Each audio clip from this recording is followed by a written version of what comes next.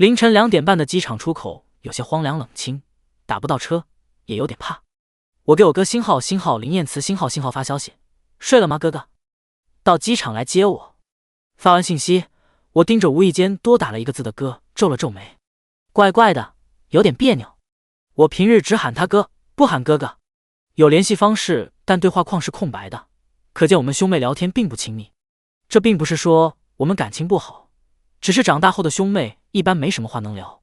等了10分钟，我哥发了2条语音过来：你是哪个妹妹？发张照片看看。语气轻佻散漫。我无语了，他绝对没有给我备注。我知道我哥是个浪子，但这还是我头一次直面他浪荡的一面。我直接打了个视频过去。视频一接通，对面光线昏沉，声音微杂。我哥懒懒地靠在沙发上，眉眼细雪，还颇有闲情地端着一个酒杯。隔着屏幕对视了几秒，他的身体瞬间挺直，那股混不吝的劲消失得一干二净。我微笑脸，明天我问问爸妈，说你想要几个妹妹。怎么样啊，哥哥？我哥嘴里的酒喷了出来，狼狈地咳嗽着。他的身边有人起哄：燕哥，这好妹妹很漂亮啊，你不喜欢，介绍给我认识。我哥变脸，踹了对方一脚：滚，这是我亲妹。闭嘴。估计手机一开始放在桌子上，我哥手一伸，画面拉近。他有些尴尬，怎么回家了没提前说？我保持微笑，要是说了，我都不知道你有很多妹妹呢。回家我就跟爸妈说。我哥揉了揉嘴角，求饶，哥错了，你别和爸妈说。我哼了一声，画面里忽地传出一声很轻的笑，低沉悦耳，很酥。我哥扫了旁边一眼，对我说：我喝了酒开不了车，叫个人去接你。话一落，我哥周围此起彼伏的应和：我去。妹妹，我去接你啊。虽然你哥有很多妹妹，但你可以有很多哥哥。我哥骂道：滚一边去，你们这些家伙没一个好东西。想接我妹妹？门都没有。我哥看着我说：那我让我最帅人品最好的兄弟去接你。画面一转，我看见一张俊雅清冷的脸，一眼惊艳：星号江旭白，星号。我哥最好的兄弟，见过寥寥几面。我哥比我大2岁，以前在同一所高中，我偶尔会碰见他们2个，虽然不陌生，但也不熟悉。我与江旭白从未说过话，透过屏幕猝不及防的对视，我惊了一下。江旭白从容地对我笑了笑，我还没来得及反应，视频就被我哥挂断了。挂了视频，我哥给我转了10万封口费，嘱咐我别跟爸妈说。我默默收款，发了个 OK 的表情包。我哥让我加江旭白的联系方式，给他发个定位。我加了，发了。江旭白回得简短，就1个字：好。发了定位后，我漫无目的地盯着夜色。因为某些原因，我其实不太想江旭白来接我，但我没法拒绝。现在等车等得无聊，我蹲在地上玩消消乐。半个多小时后，一辆白色保时捷停在我面前。降下的车窗里，江旭白低头看着我，嘴角含笑。上次见他还是高中的时候，而我现在都已经大学毕业了。刚才隔着手机屏幕看没什么实感，此刻近距离接触，我盯着江旭白的脸失了神。无端想到高中贴吧里看过的一句话：星号3中，星号校草江旭白，用脸杀人，帅死。毕业多年，他的颜值气质比之前更甚。见我发愣，江旭白询问：腿麻了吗？我蹭的一下站起来，嘴张了张，想了半天，不知道自己该如何称呼江旭白。叫名字有点不礼貌，叫哥哥有点难为情。纠结的我把自己给憋红了脸。江旭白看着我变化的脸色，眼神兴味，大概觉得我反应很有趣。他很轻地笑了一声，随即下了车。他很高，身材比例极好，站在我面前令我莫名有压力，下意识退了2步。他挑眉：不认识我？我呐呐道：认识。江旭白笑了笑，主动帮我放行李。我的视线瞟着车后座，小心思转着。刚想去抓车把，江旭白就给我打开了副驾驶的车门，绅士又礼貌地对我说：上车。在车里我非常局促，坐姿乖得像3好学生。察觉我尴尬，江旭白放了轻缓的音乐，主动找话题和我闲聊。正说着，他的电话响了。我无意间扫了一眼，是个女生的名字。他没接，对方又打，江旭白直接给静音了。我的眼睛转了转，感觉气氛不太对。想着说点啥时，闺蜜突然发了好几条语音过来。这个时间点发语音，得多大的事？我点击转文字，没按好，闺蜜歇斯底里的声音从手机里传出：“天杀的，这世界怎么会有不举男啊？”我吓了一大跳，慌忙想关上手机，但是人越慌，手越抖，手机直接掉到脚边了。播放完一条，语音还在继续。我追了那么久舔来的高岭之花，就是个废物。谁懂衣服脱到一半的痛苦？光大有什么用啊？中看不中用。宝宝，你以后对男朋友一定得先用手试试，不然就像我这样，我真的要哭死了。他就是个花瓶，这3个月还一直甩我脸色，谁给他的自信啊？我艰难捡起手机，艰难关闭屏幕，艰难恢复安静。我已经头重的抬不起来了。此刻我无比庆幸车里还放着音乐，能给我的脸皮留有一丝余地，不然我真的想跳车。我悄悄瞥了一眼安静开车的江旭白，他的侧脸很平静，给足了我成年人的体面。如果没有嘴角那抹似有若无的笑就好了。我跟个蜗牛似的缩在一旁盯着车窗，没敢吱声，在心里大喊救命。等红绿灯时，沉默的江旭白忽然出声：“男朋友还是高中那个吗？”我愣了一下，随后摇头：“不是，我没男友。高中有个男生缠我缠得特别紧，某次他在学校里和我拉扯时，被我哥远远撞见了。我哥100米冲刺，跑到我面前把那个男生拽开，沉着脸问：你谁啊？我是他男朋友。你又是谁啊？告诉你，林心婉是我的，你别想打他主意。这话这态度直接把我哥的脾气给点燃了，两个人打了起来。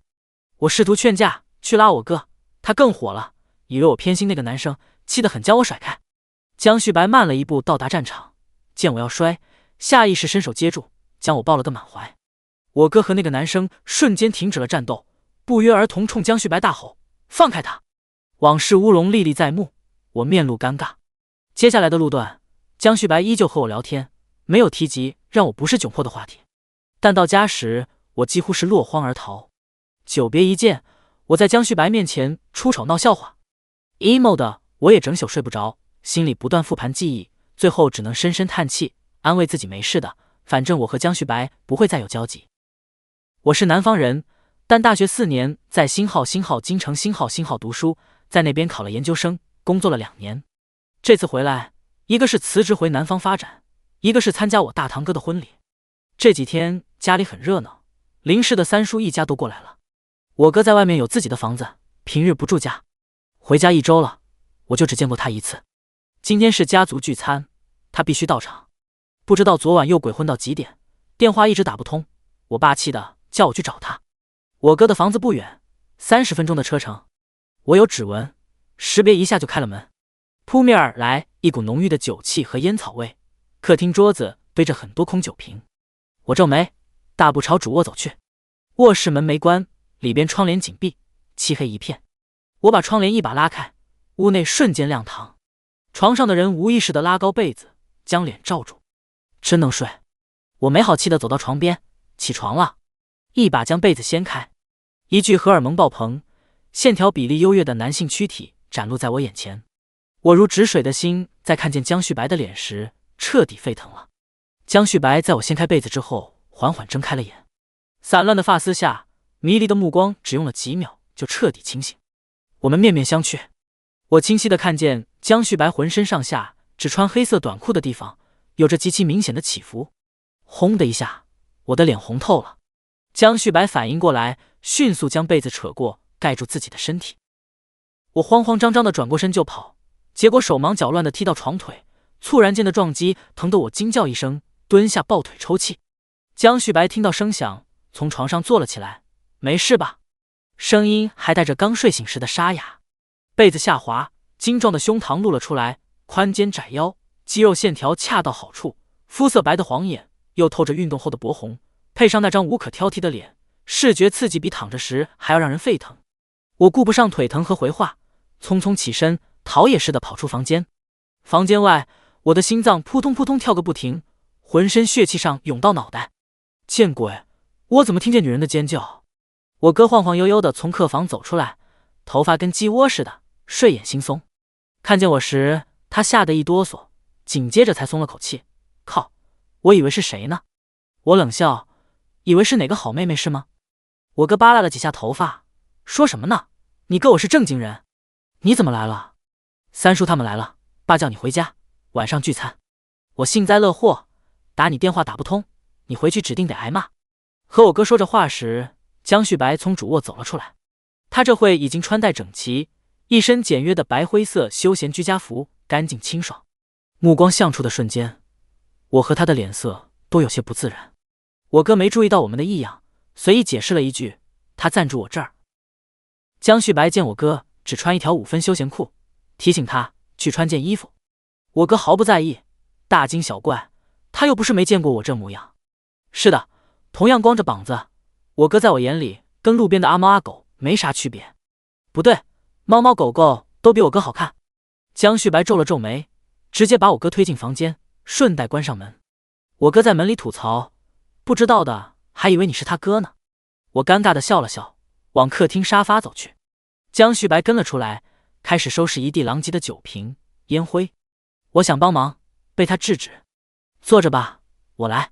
他边收拾边解释：“昨天是我生日，他们来给我庆祝，闹得太晚了，没来得及收拾。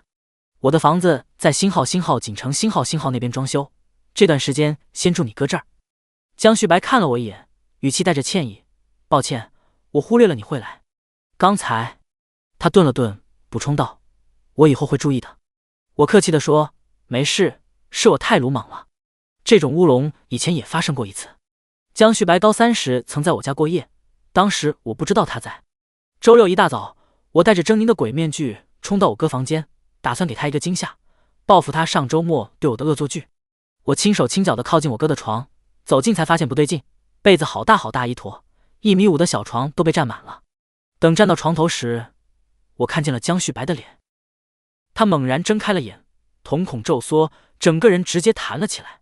我也吓了一跳，面红耳赤的道歉，转身就跑掉了。过后，我哥在饭桌上笑得直不起腰。我在江旭白的目光中骚得慌，匆匆扒完饭就溜出去了。很多年前发生的事了，现在想起来，羞愤早化成了几分啼笑皆非的趣味。看见被扔进垃圾桶的蛋糕残骸，我出于礼貌对江旭白说了句：“祝你生日快乐。”江旭白朝我伸手，眉眼带笑：“那有礼物吗？”啊！我呆住了，我没带，下次不挤你行吗？江旭白忍俊不禁：“逗你的，你这句生日祝福就是最好的礼物了。”他盯着我看，眼神里盛着笑意。我局促地避开视线，我转移话题：“你为什么睡在主卧？你哥说客卧只有你睡过，里面还放着你留的一些东西，我住进去不合适，就让我睡了主卧。读完研究生时，我拗不过爸妈的催促，回来过一阵子，在自家公司上了半年班。公司离我哥的房子很近，那段时间我就住在这里。后面我又跑到京城去了，直到现在才下定决心回来发展。”江旭白手脚麻利，很快就将客厅收拾干净，一看就是会做家务的男人，不像我哥，妥妥一个生活废物。江旭白收拾完，拿了个药箱出来，走到我面前蹲下：“我看看你的伤。”我惊讶于他的细心，不好意思地缩了缩脚：“不用，我自己来就好。我学过医，比你专业，放心吧。”江旭白抬眸看我，双眼皮浅浅的，眼型漂亮得很，黑色的瞳仁清且亮，像落在溪流上的岁月光。在那双眼睛的注视下，我点了点头。江旭白本科是医学生，只是他的手受过伤，虽然治疗后不影响日常活动，但再也拿不稳手术刀，后来才转了专业。听我哥说起这事时，我还颇为惋惜，因为他明明是个很有天赋的人。此时，江旭白挽起我的裤腿，露出小腿处一大块青紫，看着触目惊心。他的手很好看，修长匀称，骨节分明，温热的指尖轻轻碰了下我的伤口。疼吗？我嘶了一声，老实点头，疼。不知道是不是空气里的酒气没散干净，我感觉有点晕乎乎的，被江旭白碰到的皮肤传来一阵异样的麻痒。江旭白握住我的脚踝，准备给我涂药时，我哥出来了。他刚洗完澡，一身水气，怎么了这是？我支支吾吾说不出话。江旭白淡定地替我回答，他刚不小心踢到桌腿了。我哥盯着江旭白的手，皱起眉，蹲下挤开他，我来。江旭白自然地让开位置，站在一旁，垂着眸看着我哥的动作。他抿着唇，瞧着好像有点不开心。我哥上药的动作粗鲁又随意，3-2下就涂好了，起身去抽纸巾。我早料到会这样，自己接过药，又仔仔细细涂了一遍。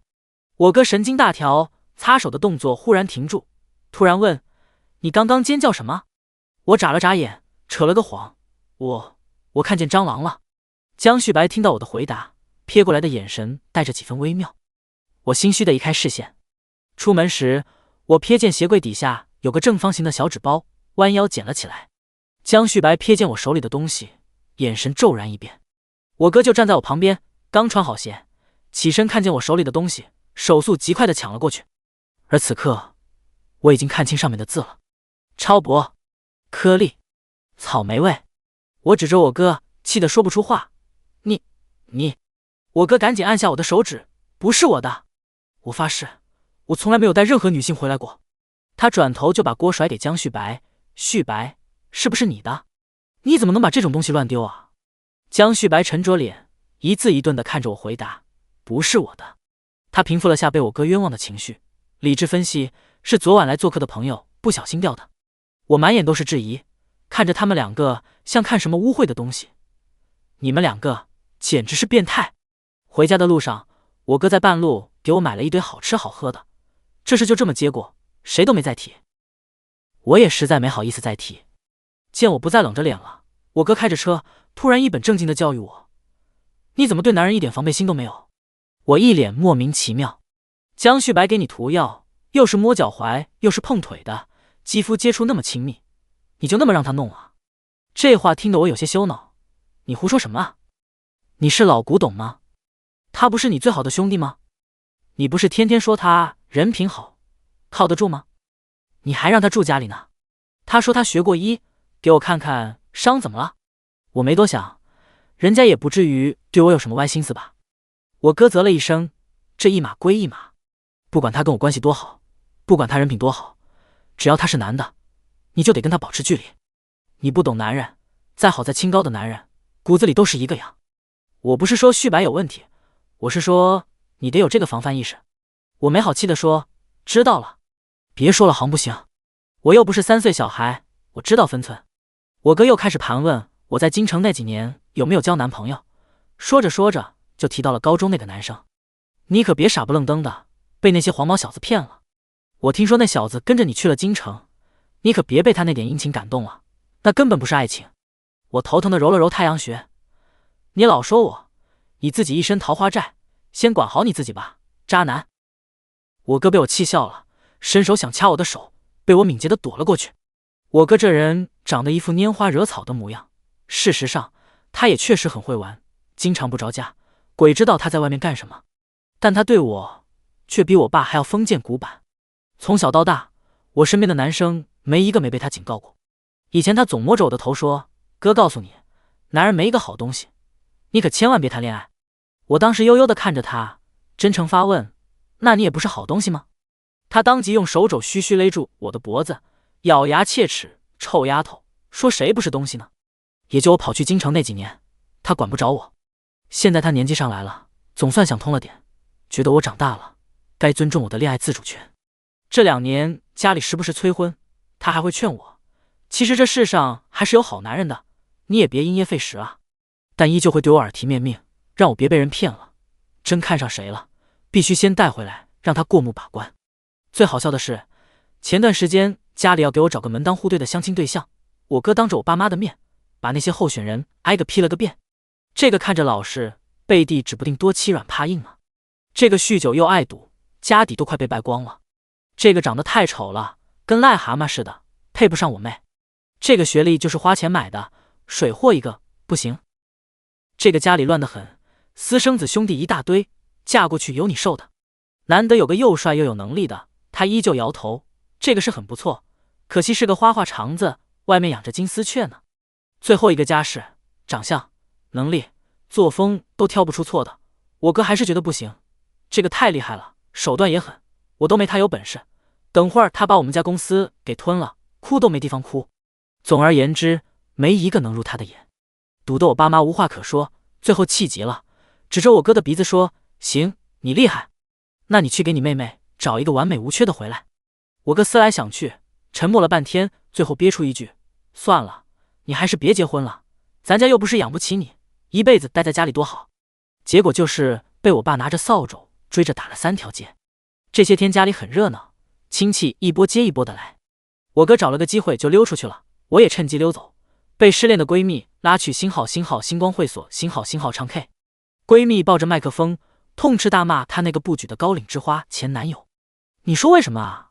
他真的长得超帅啊，还爱干净，看着人模人样的，结果居然不行了。我拍着他的背安慰，不行也没关系吧，你要是真喜欢他，精神恋爱也挺好的啊。闺蜜用一种恨铁不成钢的奇异眼神看我，算了，你这种母胎单身的不懂，这是你得尝过才知道有多憋屈。闺蜜痛心疾首，差点把麦克风捏碎。我当初就是看他帅，看他身材好，偏偏没想到他是个中看不中用的废物。他拿着麦克风尽情宣泄，我口袋里的手机一直震，出去接了个电话。刚挂断，对面包厢的门突然打开了。江旭白穿着一袭黑色西装，身姿挺拔，意外地看着我。我也很惊讶，这几天碰见他的频率实在是有点太高了。刚想打招呼，江旭白身后的包厢里传出一片起哄声。他无奈地对我笑了笑，可以帮我个忙吗？我面露疑惑，心里隐隐有些不安。我输了游戏，抽中了大冒险。江旭白递给我一张纸条，上面写着找一个异性坐腿上喂酒，喝完一杯才算过关。我瞬间把头摇得跟拨浪鼓似的，不行不行，我做不到。江旭白见我抗拒的模样，眼里划过几分黯然。没事，那我还是回去接受惩罚吧。我小声问，什么惩罚？罚喝1整瓶高度白酒。上次江旭白来机场接我时，我就问过他怎么没喝酒。他说这些年应酬太多，把胃喝坏了，现在喝多了就得进医院，平时能不喝就不喝。朋友之间的聚会大家都体谅他，个别生意场上的酒局也只能看情况推脱。很显然，里面这些人算不上什么真正的朋友。江旭白是贫困出身，一路摸爬滚打，如今才成为星号锦城星号小有名气的商业新贵，全靠自己一步一步艰难走来。我下意识就断定是那些养尊处优的公子哥故意刁难他。见他说的云淡风轻，我心里有些不忍，脑袋一热就点头答应了。等端着酒杯站在江旭白面前时，我就后悔了。难怪他刚才开门出去，里面居然全是男的。什么破游戏啊，你们怎么不男的跟男的玩啊？摆明了就是欺负人嘛。江旭白坐在沙发上，姿态慵懒，他轻轻地牵上我空着的那只手，掌心温暖有力，带着安抚的意味，也牵引着我慢慢靠近他。打退堂鼓的我鼓起勇气，想着侧着坐应该会好一点。谁知江旭白牵着我的那只手骤然用力一扯，我直接失控，跨坐上了他的腿。酒水洒落在我和他的衣服上，冰凉的液体令我瑟缩了一下，白色 T 恤上迅速印出一大片深色痕迹。我错愕地看着江旭白黑沉的眼睛，彻底被吓到了。重新换了一杯酒，江旭白的嗓音很温柔，带着几分歉意，速战速决，别让他们看笑话。也算是为他刚才那个突兀的动作做出了解释。喂我。他轻抬下巴，薄而泛红的唇微微开启，那2个字又低又沉，还带着一丝沙哑，像羽毛似的撩拨着我的耳膜。我差点手抖，又浪费一杯酒。端着酒杯喂到他嘴边，缓慢地倾倒。江旭白的喉结不断滚动，吞咽的动作性张力十足，有些液体从他的唇边溢出，蜿蜒流下，划过他清晰的合颈线，性感的锁骨，最后没入衣领。那画面简直让人想入非非。伴随着最后一口酒吞咽完毕，游戏总算结束了。江旭白眼尾泛红，眼眸里水汽氤氲，直勾勾地看着我，沾满了酒液的唇微微勾起，带着一种颓靡的艳丽。我的心脏不受控的疯狂悸动，一股燥意从心底蔓延开来，灼得喉咙有些发干。我想从他腿上起来，江旭白却忽然抬手按住我的腰身，将我的脸轻轻压在他的肩膀上。我们的身体紧密相贴，他的体温透过薄薄的衣料传过来，烫得我浑身发麻。江旭白低头在我耳边低声说，你哥来了，别抬头。我浑身僵硬，头皮发麻，动都不敢动一下。虽然进来的时候我戴着口罩，可是我哥对我的背影熟悉得很，只要被他看见肯定会认出我。包厢门被推开又关上，传来我哥和别人打招呼的声音，他好像真的去了对面包厢。江旭白不慌不乱，脱下身上的西装外套给我披上，就这么抱着我站了起来。我条件反射地缠紧他的脖子，怕摔下去。周围传来一片暧昧的口哨声和哄笑声，我的脑子已经紧绷到极致，根本无暇在乎这些。回过神来时，我已经坐在江旭白的豪车里了。没事吧？吓到了。江旭白递过来一瓶冰镇的水果饮料，我喝了2口，冰凉的液体划过喉咙，才心有余悸地呼出一口气。江旭白看着我，忍俊不禁，这么怕你哥啊？就我刚才和江旭白那个亲密的姿态，要是被我哥看见了，他不得当场火山爆发，把这里掀个底朝天。我倒是觉得江旭白太过于从容镇定了，哀怨委屈地瞪了他一眼，拿出手机给闺蜜打电话，让她赶紧出来。低头的我完全没注意到江旭白骤然暗沉下去的眼神，那不再是朋友间的温和注视，而是男人看向喜欢的女人时才会有的被勾起欲望的炽热目光。不对劲，太不对劲了。事后我和闺蜜坦白这件事时，她接连说了好几遍不对劲。他绝对对你心怀不轨，以我谈过10几个帅哥的经验，我告诉你，我的预感绝对不会错。江旭白喜欢我，这个猜测简直太天方夜谭了吧。这几次的接触明明全都是意外啊。喂酒的时候是有点说不清道不明的暧昧，但那是迫于游戏规则的无奈之举。任何人做那个游戏心思都会有点浮动，别说一男一女了，就是2个同性也难免会让人浮想联翩。闺蜜一脸无可救药地看着我，你就是个甜妹子的长相，骨子里却完全是个钢铁直女。难怪星号顾寻星号追了你这么多年都没能追上你。闺蜜故作唏嘘的叹气，真是可怜哦。顾寻就是高中时喜欢我，还和我哥大打出手的那个男生，他到现在都没放弃，追着我去了京城上大学，又跟着我考研究生，甚至进了同一家公司。这份毅力实在是令我惊叹，又有些无奈。顾寻的条件其实挺好的，人长得帅，能力又强，还对我一往情深。可我对他是真的一点心思都没有，他的这份痴情对我来说全都是负担。在 KTV 里给我打电话的人就是他。在京城的时候，我身体不适做了个不小的手术，没敢告诉家里人。他不知道从哪里听到了消息，跑到医院里照顾了我整整1周。我赶了他好几次都没赶走，终究还是成了他的这份情。后来因为工作上还有些交接，我便留着他的联系方式，没好意思删除。说到顾寻，我就有些头疼，他居然也跟着我回锦城了。我入职了新公司，上班没几天，就在楼下看见了江旭白的车，这才知道他的公司就在我们公司对面那栋写字楼里。中午有空的时候，他会主动邀请我一起吃饭，带我去吃锦城各种好吃的馆子。一开始我是拒绝的，江旭白看出了我的顾虑，直接一个电话打给我哥，大概意思就是我在他公司附近上班，中午想请我吃个饭，征求一下我哥的同意。江旭白说的合情合理，礼节也十分到位。我哥在电话那头大手一挥，直接答应了。吃啊，他肯定得请你吃饭啊，尽尽地主之谊，不用跟他客气。我哥都发话了，我自然没什么借口再回绝。后面一来二去，我们就莫名其妙的变成了午饭搭子。江旭白见识广博，谈吐风趣，跟他相处起来感觉特别舒服。偶尔我哥也会凑过来一起吃饭，他总是不厌其烦地嘱咐江旭白，你帮我多照看我妹妹，最好盯紧点，别让那些心怀不轨的男人接近她。江旭白看着闷头干饭的我，眼底带着笑意，认真应下。好。这天夜里加班，我拖着疲惫的身体走出公司大楼时，一眼就看见顾寻站在路边的路灯下。我深深叹了口气，实在不知道该怎么让他彻底放弃。我真的不理解他这份近乎偏执的感情，不理解他的执着。追我的人不少，但像他这般锲而不舍的，这么多年来只有他一个。闺蜜曾经评价他，他就是在等，也在赌。等你到了不得不结婚的年纪，赌你挑来挑去，最后会第一时间选择他这个一直陪在你身边的人。这种感情，在外人看来，觉得他痴情又可怜，觉得我冷漠又无情。这些年，身边的同学朋友，不少人都这么认为。可是喜欢我是他的事情，不喜欢他是我的权利。凭什么因为他爱得轰轰烈烈，众人皆知，我就必须理所当然地回应他的感情？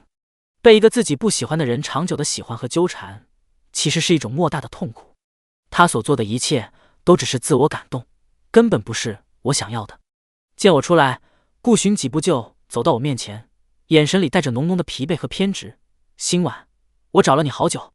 我感到一阵烦躁无力，耐着性子说：顾寻，你真的不要在我身上浪费时间了，我们真的不可能。顾寻看着我，眼里的深情几乎要溢出来。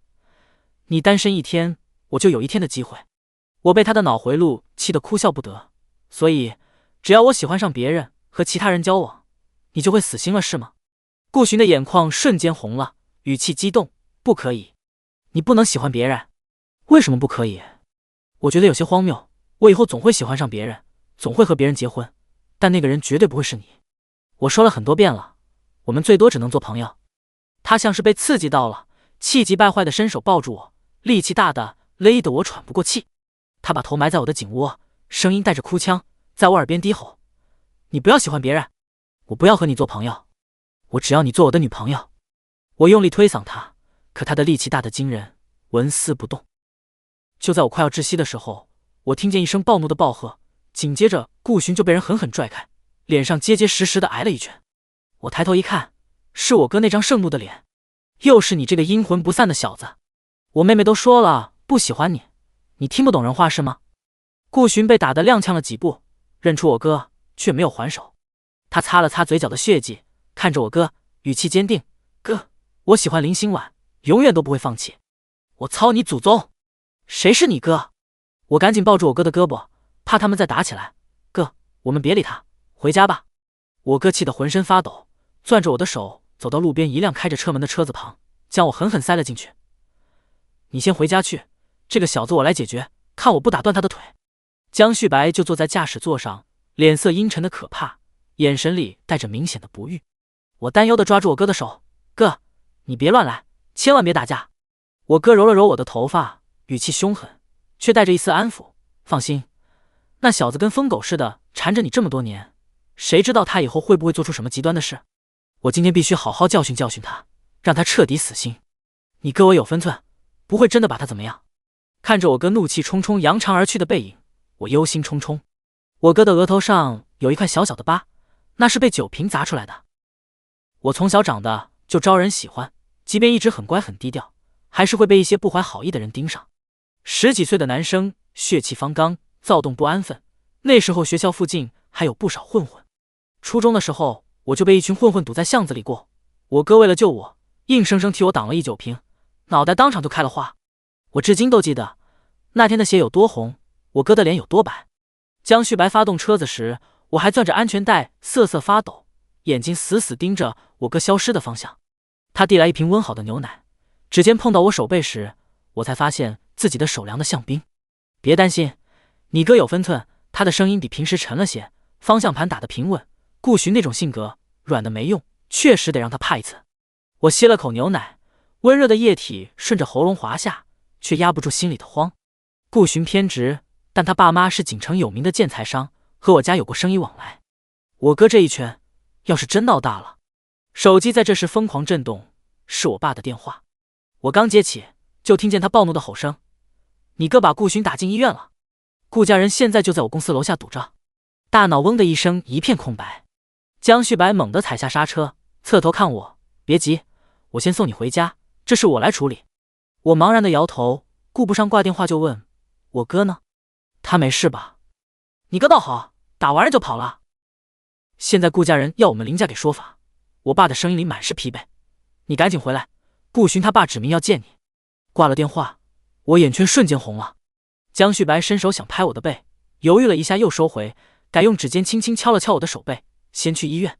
顾寻要是真伤得重，我们得先去看看，姿态要做足。